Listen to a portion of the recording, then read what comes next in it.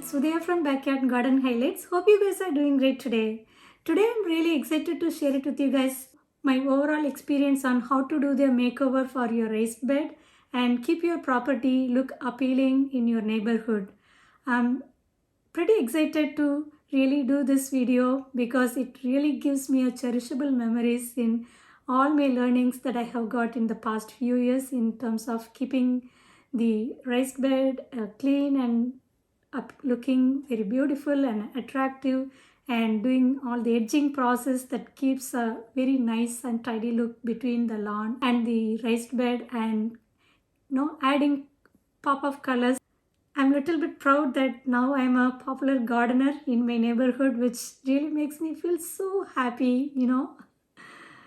Anyway, let me tell you guys a list of things that I always do to keep the raised bed looks clean and nice. And whenever I do the makeover, this is what I do that. So I can start with listing out some of the things. The number one step that I do always for raised bed makeover is start with cleaning any branches, any debris that you may see in your raised bed or in the area where you want to plant it, because every season it is really good to have a cleanup activity schedule in your gardening schedule. So I always do that in a kind of a regular basis. Sometimes it's good to have like every season you do the cleanup, but I think when you have a larger garden area and when you have a big trees around your home, you cannot just stick with your gardening cleanup for just for the season. It is, I think, definitely recommended you do that in every 2 weeks or 3 weeks, so you can remove any dead branches that fall off the tree, and you can remove any debris that you may see around your raised bed. So the first step for any garden makeover is start cleaning your raised bed where you want to plant some nice plants and flowering nice colorful plants. The second step is to ensure you have enough space for planting. Of course, it's a very straightforward thing, but guys, planning that before you buy the plants is definitely make more sense, because when you start gardening, you don't really think about whether you have enough space and where do you want to plant. You just really get excited and you start buying a lot of stuff that you may not have really space to plant, or those plants may not be right suitable plant for the area where you are planning to plant that. So making sure you have enough space for your planting is definitely next step.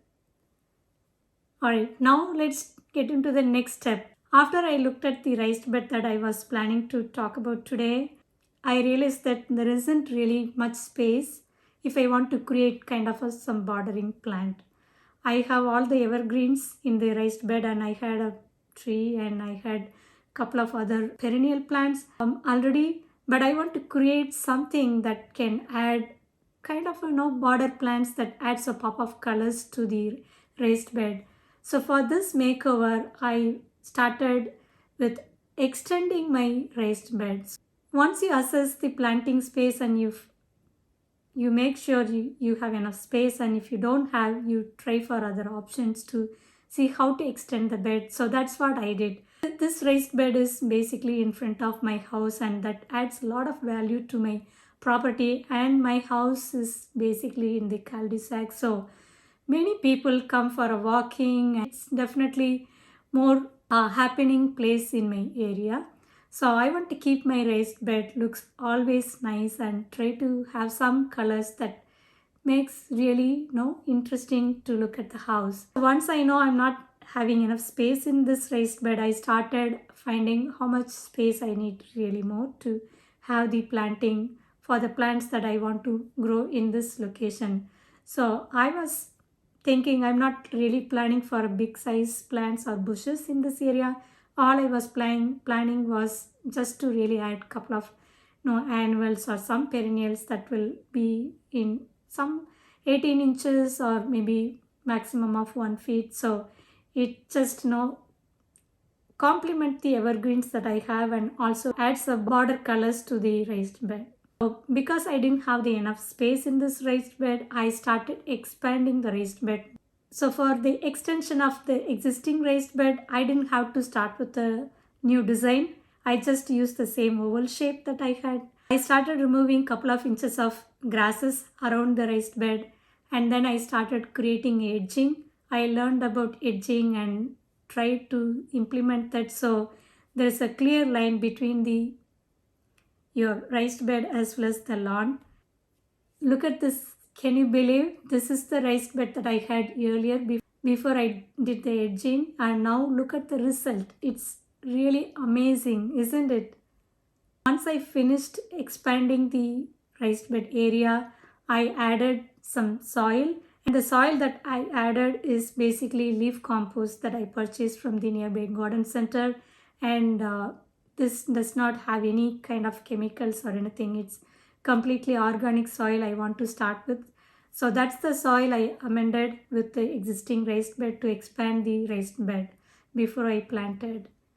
And then next step, for the first year I just learned about edging to make the raised bed looks to have the raised bed look clean and neat, but I never knew that how to take care of these evergreens. So I just went ahead and mulched on the first year and then planted. I think for the first year I planted marigolds with the understanding that the deer don't eat. But I think they didn't eat my marigolds until October, but after October they uprooted all the marigolds. So that's a sad story, but it's all part of learning. So that was, I think, my first year experience with my raised bed makeover in this raised bed. On my second year, I started learning, okay, so there is a process where you need to trim or you need to prune your evergreens every early spring so they look tidy and they look in a great appealing shape and they don't really overgrow. So that I started learning in my second year. I did not really try pruning them on the second year, but I started planting, I think, Dianthus in the raised bed for the second year, and the Dianthus that I planted was actually an annual as per the label that I got from the garden center, but it was a really happy surprise that the next year they turned back at least 60 to 70% of the plants came back for the next year, which is, I think, huge bonus. On my third year, I started planting some of the pansies and some of the Dianthus returned back from the previous year, and then I added some of the places where Dianthus did not come back. So I think I planted these two plants sometime in the early spring before I really trying out any pruning, and then later I decided, yeah, it's time to really try it out how to prune the evergreens. And the last 3 years I never tried to really prune them, and I never called for any professionals to prune them, so they are kind of looking really huge in size. I didn't want them to occupy the entire raised bed, so I thought, okay, let me give it a try. Well, I didn't have the tools that are necessary for making the trimming or pruning in a quicker way or in a better way, but I just used whatever I had because I just want to learn first. I just wanted to give it a try with whatever I had, so I just used the hand pruner that I had for cutting any flower heads. I just used that same pruner for trimming or pruning this evergreens. I think it took almost 3 to 4 hours to complete all this 4 bushes completed with the pruning. But look at the result, guys. It's turned out to be really awesome. And once I prune it, I just cleaned this raised bed and removed all the debris. And then look at this. Isn't it amazing to see the results? It turned out very pretty, and I was really so proud of myself that I was able to learn something new that I have never done in my life. Once I mulched this raised bed after planting the plants and trimming the evergreens, this raised bed looks gorgeous, isn't it? Let me show you guys quickly how they turned out to me. What do you guys have to say? It's pretty well done, isn't it? My neighbors really appreciated the look of the new raised bed and how the raised bed makeover I have done by planting some of the